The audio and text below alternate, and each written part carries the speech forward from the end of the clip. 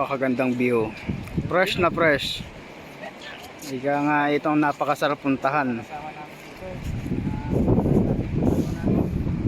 Kung mga kasama namin, mga Taiwanese, nag-aagala din sila, naka-e-bike. Ganda.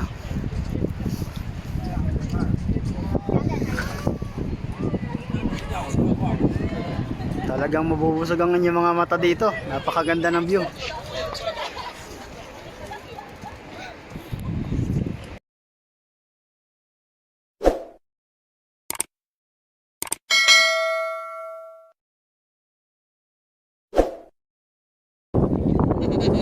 Yan po yung malaking dam ng Taiwan. Yung sa taas, nasa taas pala yung pinaka-center. Yung sliding niya. Andito kami sa taas. Bukan natin ito kasi sa taas, baka makita natin yung kabila. Ayan po. Ayun po. Parang hindi sulit daw yung ano, yung orange farm nila kasi asin. Asin mo lang. Yan po yung dam nila. Napakalinis. Yung isa pong, nung pinakamalaki po na andito sa kabilang to. Dapat nga di ba na ano na yan ay Yung sliding ng malaki na yan.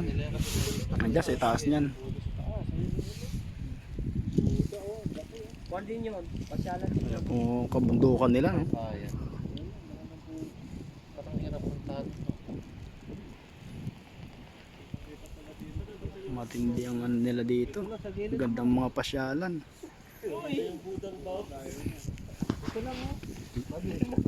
Si bro, nagutom yun, nakain sa gilid. Gutom na gutom. Mga kasama ko.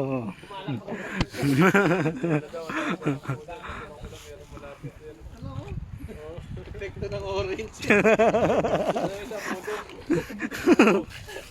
Tuyo ba naman yung nakain eh, hindi masustansya eh.